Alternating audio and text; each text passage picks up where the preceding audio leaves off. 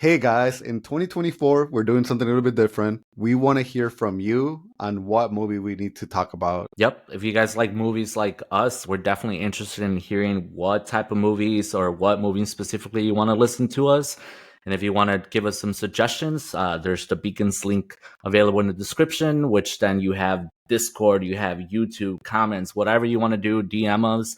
Just let us know what you want us to talk about, and we're happy to share that with you. And of course, you can't forget to like, subscribe, give us 5 stars, name your children after us, or whatever it is that you want to do. But make sure you do it so that more people can find us. Definitely, please support us because we need all the support, and you guys can definitely help us keep going in 2024.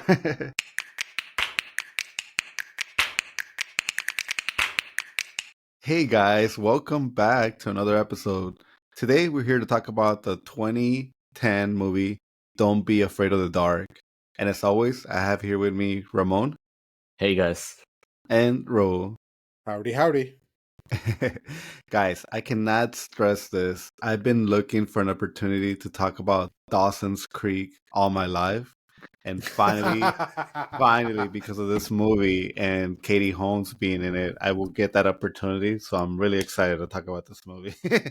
Well, I hope you were serious because I don't want to talk about anything else but Dawson's Creek. I love that show. Don't judge me. I never saw Hey, it. don't judge me. Yeah. I There just you know go. that you can't have my life, or I don't want your life. On the setup episode, Carlos and I will be discussing Dawson's Creek. But James Vanderbeek was in Dawson's Creek, wasn't he? Yeah. yeah, That's how we all know him. Okay. but I know him from Varsity Blues. yes, great movie. But let's talk about the movie. Ramon, what did you think about it? Man. So when Raul had mentioned like the whole like, did I ever watch this or I feel like we watched this before? It's one of those movies, man. Like I remember watching this forever ago, really liking it because of the elements of like fantasy horror. It's one of my other like kind of like favorite genres. I was a really like because I was like really into art. I definitely grew up like drawing fairies and buying like books on fairies, and it sounds really whatever, but it was fun. Like I think it was to that style of like the creepiness, and I don't know. I think this movie, especially with Guillermo del Toro being one of the writers, is one of my favorite connections to it. Is because I love that sense of like a little bit of that horror. Like obviously there's going to be a creature or a monster at the end, but at the end of the day it's still about fairies, the tooth fairy, this like story that's kind of almost like being told through like a narrator, even though there's no narrator, so it feels more story like. So anyways, I dig the movie. I think it's just did a really good job. Looking back at it though, not all the acting was great, and definitely some like little things here and there that weren't like perfect, but at the end of the day the story's still cool. The creepy elements great. I love the creature design, so I still like it. What about you, Ro? You definitely feels like it was your first time watching this movie. I thought we were watching Are You Afraid of the Dark, the show. No, I'm kidding. No, so I have some strong opinions about this movie. Overall, like I did like it. And it's kind of funny because with Guillermo del Toro, you do have a lot of creatures and a lot of cool things, especially with the fantasy horror part of it. So I liked and it was kind of nice to see Katie Holmes again because you like never see her anymore. No. But yeah, like overall, I liked it. There's things I do have strong opinions about within the movie, but like I really liked the creatures and the premise and kind of what it was trying to be. So I give it a thumbs up. Yeah. There you go. Like honestly, I kind of had forgotten about this movie too. It was suggested by one of our fans. This movie was actually suggested by Michelle from Malaysia. So I wanted to give her credit that she's the reason why we're watching this movie. And I remember liking it back when I watched it. It was just one of those movies that, I'm not I'll revisit horror movies unless it's something really impactful. So I was really glad to give me this opportunity for me to rewatch it. And same as you said, Ramon, like I like a lot of these fairy elements, these fantasy things. And I like this whole like being in a house and creepy elements. So I really enjoyed it a lot. You kind of already mentioned the one thing that I think I had problems with, and it's sort of maybe the acting. That's a question that I don't know if I should ask now or later. But is Yeah, Katie now, yeah. Holmes and that little girl terrible actors, man? I don't know. I know people like to crap out on little kids all the time, so I don't want to crap on her. But obviously, Katie Holmes has gotten a few Razzies in the past for being a terrible actress. Well, No. before Raul starts bashing them, why would you pick a duo that kind of looks alike to be like a not a daughter, and then A stepmom, the stepmom? But they look like similar. I'm like, that could have been like the mom and daughter. Anyways, Raul, continue. I honestly, like, I won't put it on them. Like, I'll put it. I think it was some of the writing, regrettably, and definitely the directing. Because like you had those moments where like Katie Holmes was good, and then where the girl was good, but then you also had those moments where it was like bad CGI timing, because the CGI or like the effects were actually surprisingly good considering when the movie was, but just like the creatures were, where like things happened, that the actress obviously had no idea where they were going to be because there was nothing there, because she was playing to empty space. And then they added them in later. Like, I think that was part of the problem. I think that she was overacting at times, where she was probably directed to have that reaction, because there were plenty of moments that she was good, and I've seen her in other stuff. Yeah, and she's been fine in other stuff. So I definitely think it's directing. I mean, I was one of the people that was surprised when she didn't come back for The Dark Knight. And again, to my surprise, it's because people gave her a lot of hate for being a terrible actress in the first Batman Begins movie. But, you know, with the little girl, with her, I guess my problem is that I seen her in this Adam Sandler movie that came out a year later after this movie. And that's where I have the problem associating her with that character. And I'm like, when she had the British accent. Where she had the British accent. Yeah. But overall, I think, you know, it was a good, I think the movie itself, like the story, the way it looks, it saves the movie, honestly. I mean, it's tough, right? Because like it sounds like what we're criticizing is just like antiquated, just like it was a filming a like horror fantasy movie during its time, because like that's what I love about like watching movies, right? Yeah, it's like, you know, it's like I think like movies have only gotten so complex as we kind of like continue like to now, where we have some like beautiful masterpieces and people go in different directions. So what type of movie they're doing, how they're directed, how they're written, like how they're acted. So it's like by comparison, yes, like it's never going to be as good with the acting or as good with like the directing. And, you know, especially when, you do have those awkward silences, or you have like even like practical effects, or even just like you were saying, Raul, like flashing the light at one point, but the fairies are still there and they're not even reacting, when the whole movie's making you think that they absolutely cannot be touched by the light. So there's just like a bunch of little things that I'm sure it was because you're doing this, like technology still recently, like, well, not new, but it's developing. But by now, if they remade it, I'm sure it would be like amazing because they just have so much. If the right people remade it. Well, talking about remaking, doing my research, I found out that this movie is actually a remake to a 1973 ABC movie. And I actually looked up some of the creature designs. ABC movie? The ABC movie, which means it must have gone straight to like, you know, TV, televised. Yeah, like straight. Yeah, like a TV movie. I looked at how the creatures looked for that time, and I was so tempted to watch that movie because I think it's only like an hour and 10 minutes long, and I didn't get a chance to watch it. But it's so funny that, you know, again, I didn't realize this was like a remake, but that was kind of like interesting to find that out. Yo, you guys should go look up the creature designs for this movie. Yes. Like, not poking fun at it, but it's definitely a little bit more raised than that. Than a little bit more Oompa Loompa looking.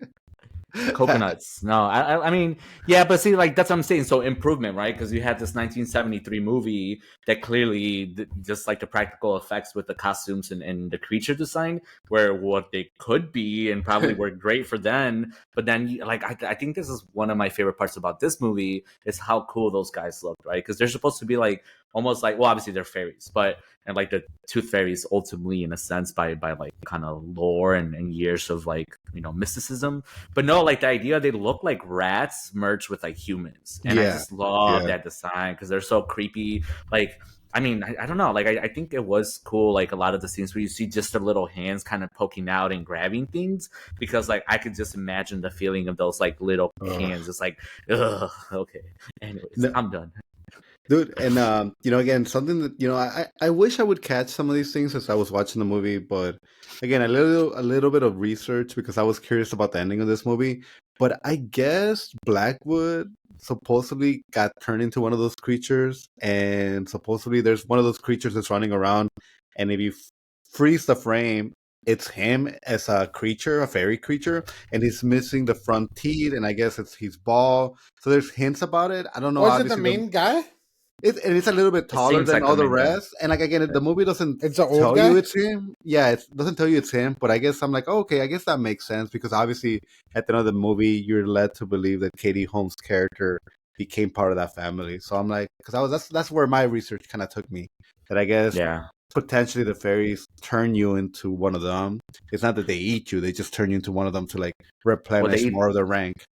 They eat the children, but I'm sure the humans, I mean, the adults, they do something different. And I mean, and again, it's still like with other movies that you've seen with Guillermo del Toro's, but other movies like this fantasy horror, like specific area, it's like, it's great because you still have more story that you could like discover, that you want to know more about, and like the movie doesn't give you all that, which is kind of cool because even like the very final scene is very much like them saying like, oh, like we should run away, like they're gonna come look for us, and they're like, let's just bury ourselves like further and further, like we have all the time in the world, like all the time. And I'm just like, okay, cool, like I want to see what's gonna happen like 1,000 years from now. And like, it's like a magic lamp but with like fucking murderous. I was ready for the boyfriend, husband, the dad to call the police, and all of a sudden a team is going down there to rescue her, and like it never happened. I'm like, dude, there's no way she would just go missing and they wouldn't explore how she went missing.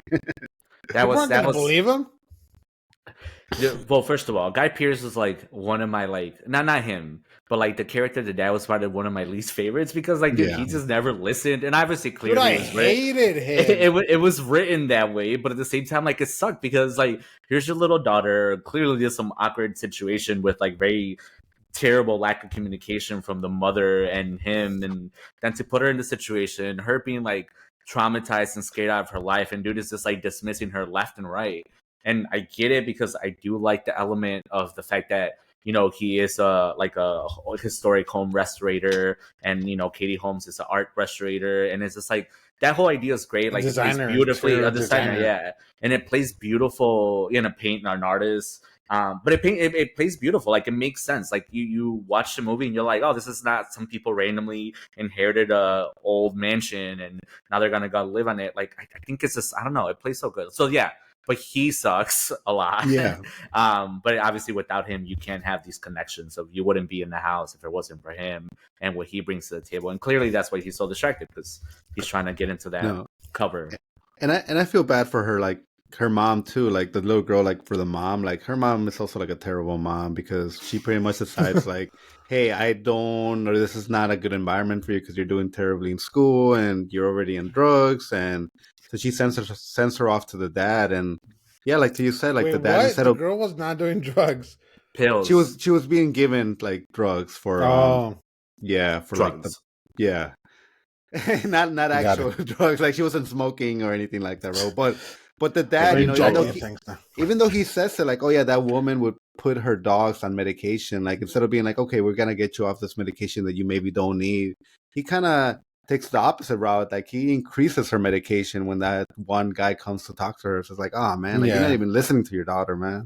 The one psychiatrist, dude, that guy pissed me off. Like the dad, and I'm sure it was on purpose that they wrote him like this. But like I hated him, especially as a dad. Like I hated watching this. I hated seeing how much he didn't.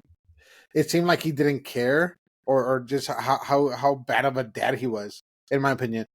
I mean, you could tell he loves her, but it's like he's very neglectful. He's very neglectful, but I don't know. I mean, I guess one of the things for me too is in this movie, like the way that they introduce what's happening is also really like good. I think they do a good job of like it starts subtle, but it's still like kind of subtle because like obviously with the painter, which at that point you still don't even know who that old man is calling like his stuff, but like right away you have like this interest, and then the fact that it cuts to a different time and you don't even finish that story, you're like, wait, what? And then you still don't really know what the movie's about, besides the fact that obviously took the teeth and put them in there. And then just how they like start to introduce the creatures with the whispers. I love that, like the multiple voices, the clear, the friendly, the invite. Yeah, don't do that. See, get out there. But there's that element of like, Yeah. And I mean, the guy that was responsible for the groundskeeping, like he sort of had knowledge of this because of his grandpa. His grandpa. So it kind of sucks that, he didn't do a lot of, to prevent this from happening. And then it kind of sucks too that when he got attacked and went to the hospital, like no investigation was done. It was like, oh, he fell down the stairs. Like, okay, he fell down the stairs and he had all these himself. So I don't know, man. I don't know where this hometown is at, this location, but the police clearly aren't investigating the crimes. Yeah, I'm surprised that they didn't take Sally like for investigation, like handcuffed her, put her on the back of a freaking car, and said like, "This is suspicious," because she is the only person down there with him. Like, absolutely, yeah. I think the blame could have gone on her, honestly. Yeah, but I mean that's another like story that kind of it frustrates you, right? When you have someone that knows, especially if you know it's like that crazy, and maybe it sounds like he doesn't know the whole story. He probably just knows about like the one maid of the painter dying or something like that, like some accident and just bad things. But the fact that they had specifically shut that furnace goes to show you that they do have that knowledge. Like, why wouldn't you warn people? Like, what are you gonna risk? Losing your job? Probably not, because they're still knowledgeable. Your family history and displays. But it seems kind of selfish and also stupid. So, but and then you see what happens to him. Yeah, and he knew their weakness. So it's like, dude, like get somebody else to help you, or bring a bunch of lamps. Don't just like, like he just had one. Like that's the one that he thought was gonna save him, and he didn't realize they were already in the room with him. But dude, they're scary, man. Those little things when they attack you the way they do, they're freaking scary. Like I don't care how tall I am or whatever. Like they probably would take me down instantly. Yeah, it kind of reminds me of the small little dinosaurs from Jurassic Park. Oh, from Jurassic Park. The ones that eat you, they're like that big. Well, worse, man. These are worse because they can grab things and they can go on. They can whisper. They can go inside your pants or under your bed sheets. Like, come on, man. That's they have opposable thumbs.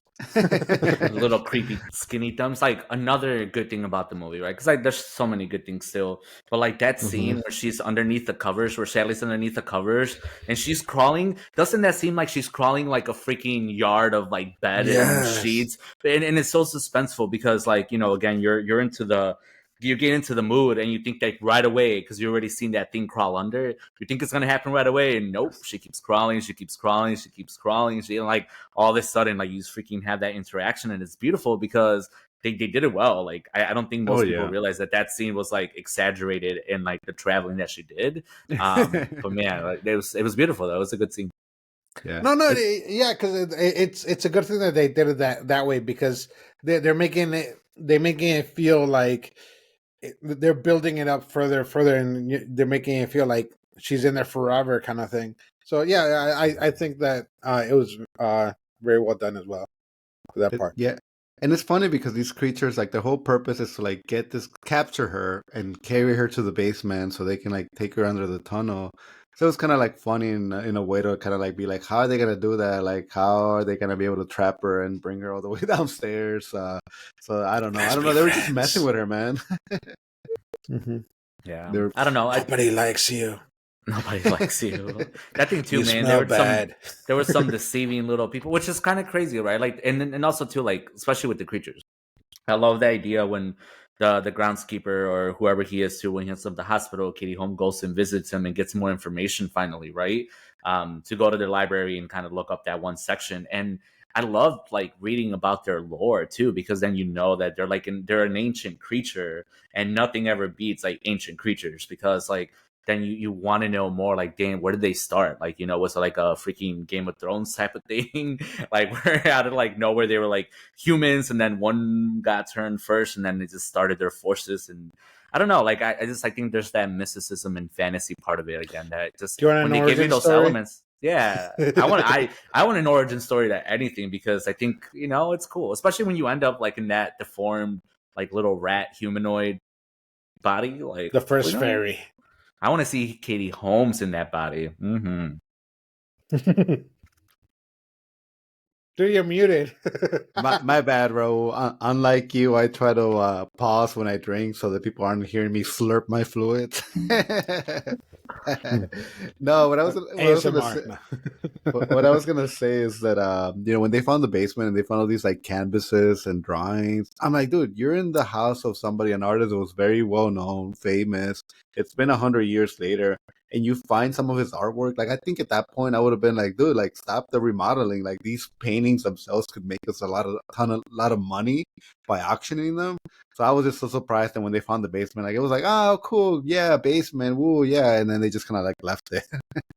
I mean, but I think that kind of plays into it too, right? Because you have like this space that's so like mysterious because they first of all they just discovered it that it was there, and not only that, but like when you're doing restoration in this house, like you would want to go back down there as soon as you can. And like I know there was like things, right? There was a dinner that they were getting ready for and other priorities. But yeah, I think the same thing too. Like I would spend like a couple hours down there for the first day, just exploring, seeing what kind of other stuff there's in there. So I mean, but again, we're talking about a movie. We're talking about a movie that's supposed to be building this like suspense and this kind of like that whole idea of like, okay, you're getting closer to some answer, but it's not letting you have it, and it's frustrating. But it's like it kind of plays good into it as they kind of keep getting more daring and coming out more. And I don't know if it's like I guess when I was watching it made me think of the Gremlins, because I think the Gremlins is similar where like it starts very tame. Obviously you have Gizmo and it's cute and fun, and then all of a sudden it's like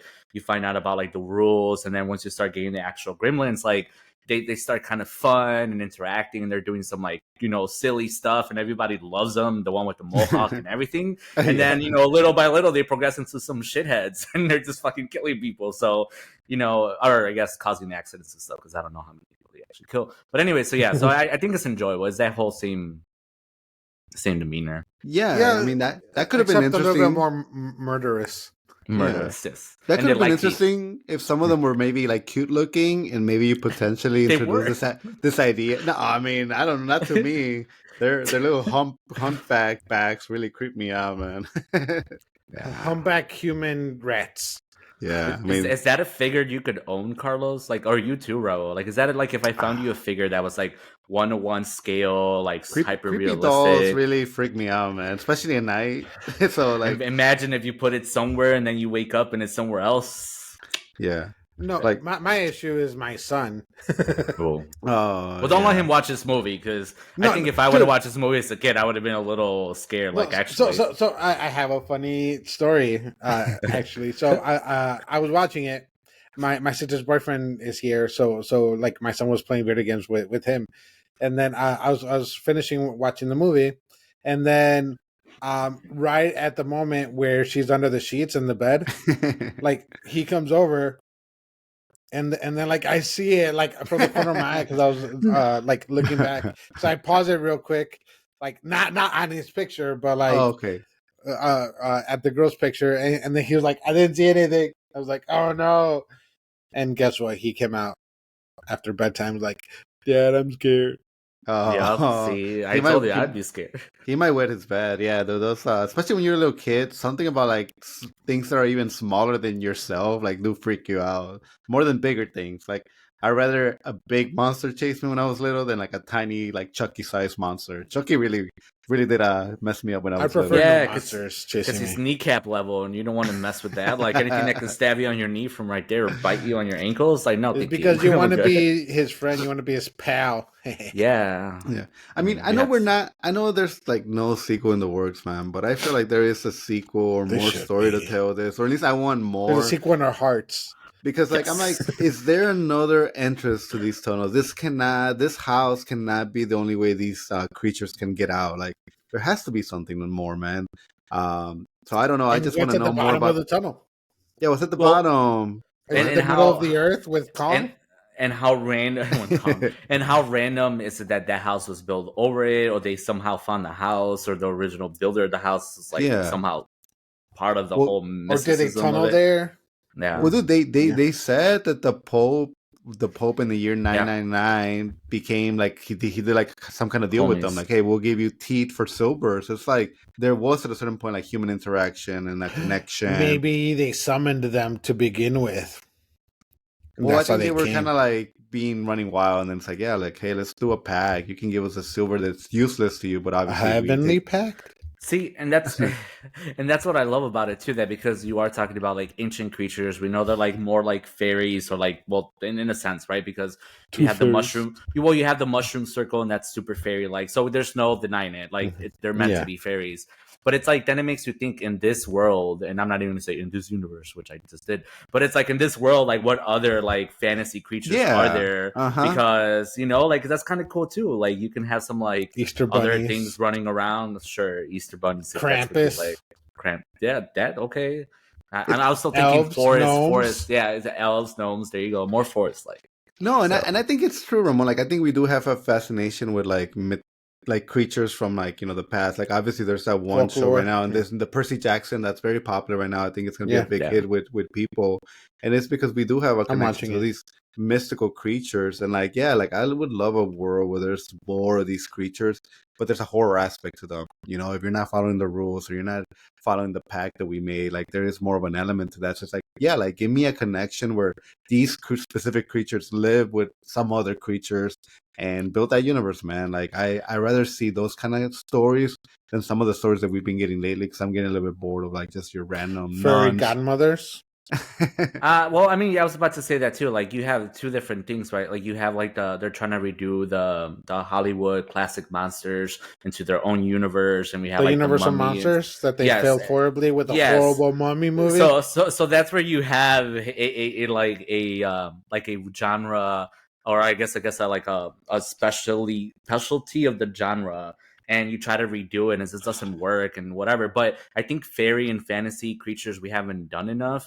You know, there's other like genres too, like when we were talking about like Krampus and stuff like that, like Santa Claus. There's plenty of Santa Claus movies that are kind of creepy too. I think there's a Danish one, or I don't even know from where. But anyways, there's like the troll one. The troll one, yeah. Is it the troll one? No, I'm talking about the Santa one. It's like and I'll look it up like when one of you guys is talking. But it's like, so I'm saying like they could definitely redo it. Like they can keep working on these universes with the fantasy creatures and do that horror element, and it would be great. Like they're doing it with the Disney characters now too, right? Like Winnie the Pooh, the horror movie, which like because they're not spending the right amount of money on it, they just suck. But now they're doing a Pinocchio one as well, and there's a couple other ones in the works. They're probably gonna do a Mickey Mouse one, I'm sure. Yeah, that's already one. Willie. Yeah, there's already yeah, because the copyrights are expiring. Of like different characters, so they probably which is kind of crazy because the original Batman and Superman, like they go into public domain in 1935. Sorry, in freaking 10 years, 1935. They go into public domain in 10 years. So it's just like, yeah, that's gonna be interesting. So start working on your story now, man. Do a screenplay. You can be Superman 2. Technically, you could start selling like Mickey Mouse shirts and make a profit. Oh yeah, Disney can come after you as long as it's the old design. The old design, yeah. Steamboat, but no colors. Yeah, I mean, no colors. But that's what I'm saying. So that there's like, you know, these the racist kind of Mickey. The racist. No, I don't know if he was racist. I don't know if he was racist. All I know I don't know about that Mickey he pilots a steamboat. That's all I know. Probably that runs over people and eats them in the ocean or something. No, but even like like the Brothers Grimm stories too. There's been a lot of those that were remade and different movies. Yeah, well, yeah. So, but I'm just saying in general, like stories from there that are being applied to new movies. Like I don't know, I do like that idea when it's done right. I think this one was a good one. Like, you know, it's again. We were talking about some of the opportunities and things like that, but I think overall, like it did a really good job, even as me as an adult, to really be captivated, watch it, still be intrigued, want to know how it ends, how it plays out, and then obviously at the end, it leaves you like in a good spot too, because you're still like, oh, she's alive, and like, oh, like, you know, what's next? And is she turning into them, or what's happening? And this movie made like $80 million. I don't know what the budget was. So I'm guessing like $80 billion. Because horror is normally like really low, but 80 million like seems like a profitable horror I'm sure movie. The budget was low. Yeah, man. But I'm like you. Like I just want more, because I think there is more of a story that we could be told here, especially if you go into the underground.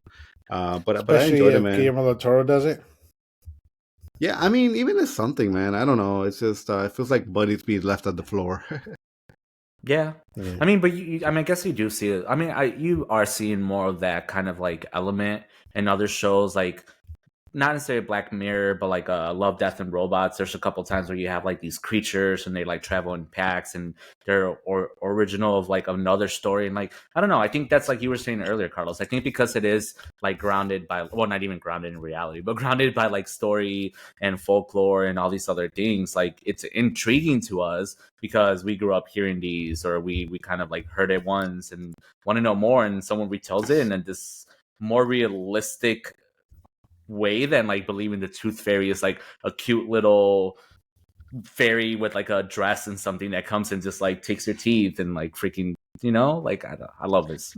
But just real quick before I forget, I do want to say that librarian, when he left to like attend to Katie Holmes, I'm like, who are you leaving in charge, dude? Like, you just went down to the basement, and like, I understand she's hot, and you're like, oh hell yeah, like I'm going to the creepy basement in the library and like totally like bond with her. But I'm like, dude, who's running the library now? And clearly, it was 15 minutes before it closed, man. If you worked anywhere like 15 minutes before it closed, you're like, sorry, come back tomorrow, lady. And, like, and as soon as she mentioned the section, she's like the Blackwood section. I'm like, dude, you have this memorized like that? Like, what is this, a you situation? Yeah. What that makes him a good librarian, but at the same time, yeah, like that man was ready, man. Like that man should have had like another like Maybe scene. he was an art fan. Well, he was clearly because he knew the about mural like, and the artist everything. himself. Yeah.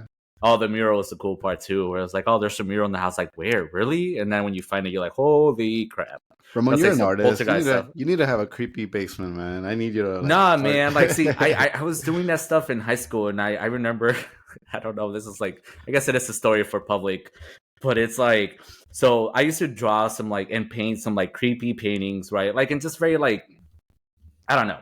I had a self-portrait with me in chains, like tearing my skin apart. I remember that. A werewolf. I had a couple like fairies. The one with you in chains, I have it on my Facebook. Oh, really? See what I mean? But so there was some other creeper ones that really dealt with some really dark things, right? There was one time with my parents, for whatever reason, brought a curandero, real story, 100% real story. They brought a curandera to the house because I don't know if it was just financial troubles or like just explain really to people what that is. Family. What is that? Well, a curandera is like a healer, more spiritually a Mexican witch guided. Doctor. A Mexican witch doctor. Thank you. They could be from other Central America and Latin American countries, by the way. Oh, yeah. But anyways, but yeah, this one was Mexican. Yeah, well, yeah, 100%. Yeah. But no, yeah, ended up, and then like she was doing like a clean, like right in the house, ends up in the basement, ends up with one of my paintings, discovering one of my paintings that was like this baby tearing out of a womb. And man, she did not have good things to say about that painting. I don't blame her, because then she was blaming me for all the horrible stuff. And of course, my parents ended up making me like toss it out, and it was this whole ordeal about just me learning how to like control my like urges. But so yeah, so I kind of limit the creepiness when I still do stuff, because you know, at the end of the day, there is something to be said. It's like not manifesting it, but man, if I paint you, like I want to repaint that little drawing of that little fairy that he drew at the end, because it's so creepy. Can you imagine that, like hanging that up in your room? Same thing too, like having like the light figure. It's just ultimately it does give you like chills, even if you have it in your house. I mean, you had the mural of that octopus in your one house you used to live in, and that was really cool. Yeah. Well, it could have been weirder, but no, you know, I want to sleep at night. not be like thinking tentacles are gonna come grab me and, you know, do stuff to me. No, man, but I really did. You wanna Food Wars too, so well, you just saw Blue Eye Samurai, and you saw what they did with that squid. I was really shocked when they saw that. I'm like, is that a thing? Was that a thing that I just never knew about? Oh my goodness, yes, it's a thing, and now it's more of a thing with aliens and other things, and yeah. Well, I knew about. We'll leave that for your own personal time, guys. Well, I knew about the fantasies, but I didn't know that was like done to squids. Like a woman would grab a squid and possibly actually do those kind of things. Carlos, that was a shock to me. The dark web is still a thing, man. I'm not gonna go. Yeah, I don't even think you need to go into the dark web. I think you just go on private mode and just go for it, man. No one's gonna find out. Just do it. Oh my god, no, get out of here. On a quiet afternoon. but Just kidding, not condoning it. Yeah, but honestly, like this whole thing that we started in 2024, like people suggesting movies, like I'm glad this movie was suggested because honestly, there's no way I would have rewatched this. But on my rewatch, Dude, I think the randomest movies are coming up, and I love it. But I think it's like I'm thinking about this movie more in a positive light now than where I left off back in 2010 and was like, whatever, like never think about this. But I did enjoy it. Really liked it. I don't want to give it a grade, but it's passable, man. I think there is something more, like I said, and I thank you again for the suggestion. But I don't have any final thoughts. I really want to say my things about Dawson's Creek before we leave. Cool. So, but what are you guys' final thoughts on it? that Joey was number one. Joey was the best. Clearly, Katie Holmes. What? Who's Joey? Katie Holmes. Oh, her character. Clearly, you did not watch Dawson's Creek, Raul. I did not. What? I didn't. You know, her name was Joey. Oh. Yeah. Clearly, that's another thing that bothered me. I'm like, why did she have to get sacrificed, man? Like, that the dad be the one. I know. She should have been left with the daughter. And she was putting in more effort than freaking the dad. And yeah, that pissed me off. See, what should have happened was the dad should have sacrificed himself to kind of redeem himself for being such a bad dad. Right, no, dude. Clearly, he was still really focused on the house, man. Because at the end, he still got it done. Because, like, you saw, like, he had certain areas of, like, the columns covered for protection. Yeah. Because he finished the job. He was ready to, like, okay, well... But the house foreclosed, she's gone... Yeah, true. But I'm saying, like, he still, like, somewhat finished it and left it. Or at least left part of it, like, protected. So it's, like, you know, at one point, like, his priorities were definitely, like, cool. Can't sell the house. The doors were really cool, man. Like, creepy, but really cool. Like, I actually would love to have, like, detailed doors like that with the wood pattern. Like, that was really cool. I always think about that. I don't think ever in my life, like, I don't know if you guys seen the show like Lock and Key, and I mean there's plenty of other like movies and shows that have these type of houses, and it's like I think even if I inherited a house like that, I don't know. I was thinking about that during this movie, like would you want to live in a house like that? Like would you end up having like secret like compartments or secret rooms and stuff? And then it's like you just wonder what kind of crazy stuff happened there over the years. And I don't know, man. Yeah, when I was looking for a house, I always made sure that the criteria was not older than 30 years. Like 30 years was always like what I would be looking forward to. Like, is there my research? You're like, is there a secret cellar that leads to like a freaking 10-yard tunnel? I mean, 10-yard tunnel with like a hidden room with like cameras and stuff. So my parents' house is from the either late 1800s or early 1900s. Oh yeah, they live historic. Burn it. Yeah. Well, it's actually like her neighbor is in the historic district, and my parents' house is not. But the city still did a big fit when my stepdad enclosed the front porch. But when we moved in, so like this house has like a laundry chute. It's like a box like this big, and then you like open the little door, and then it's like a metal kind of vent looking thing, and then you just throw your clothes in there, and then it goes to the basement. It's awesome. But it was creepy, super creepy when we moved in. And then also the door to the attic looked kind of like a metallic safe door. It was super creepy, and it was in the upstairs bathroom, and it had like this really old thing. It was a very creepy house. How did you survive? Like, how many movies and stuff have you seen? Like the dumbwaiters, like the little elevators you were talking about, like just like in this movie, like that's sucked into the freaking furnace. Like, can you imagine you're playing and you think it's a good idea to freaking get into the dumbwaiter, and the next thing you know, like boom, will collapse. Like it's dangerous, man. It's dangerous. Yeah. How kids had discipline back then, I don't know. I know. People share your horror stories with us because I want to hear some horror stories about where you grew up in your house and what kind of stuff was in there. Dude, we should do another mini little episode and just like talk about like some little fun stories like this because that was fun, man. I like it's a little creepy, you know? All right, man. So I got to do my Dawson's Creek, like my problems with it that I had.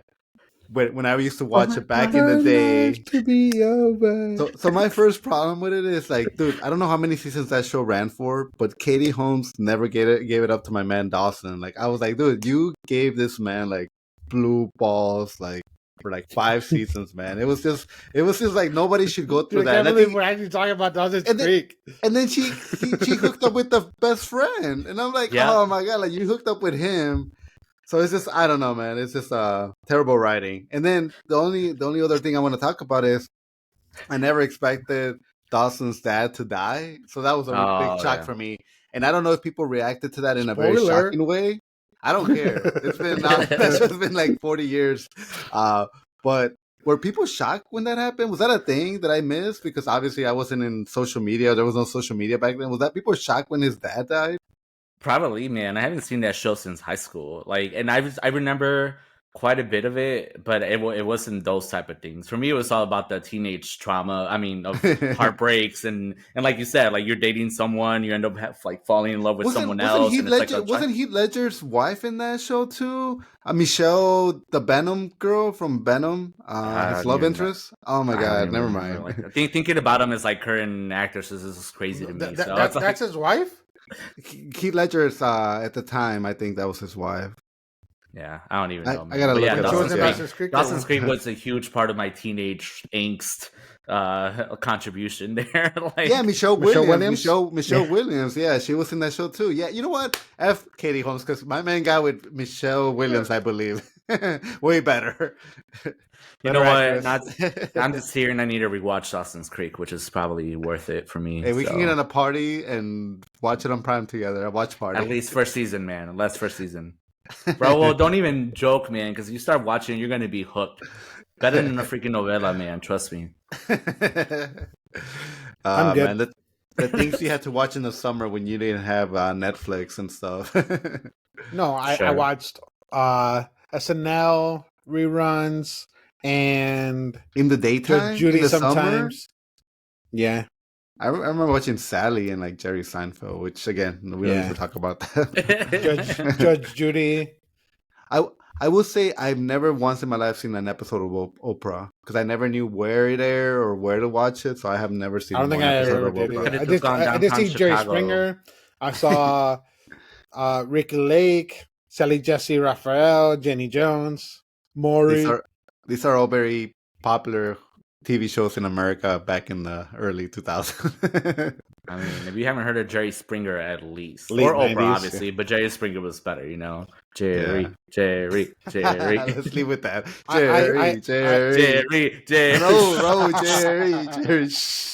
All right. I'll talk to you guys soon. Have a good one. Bye. Bye.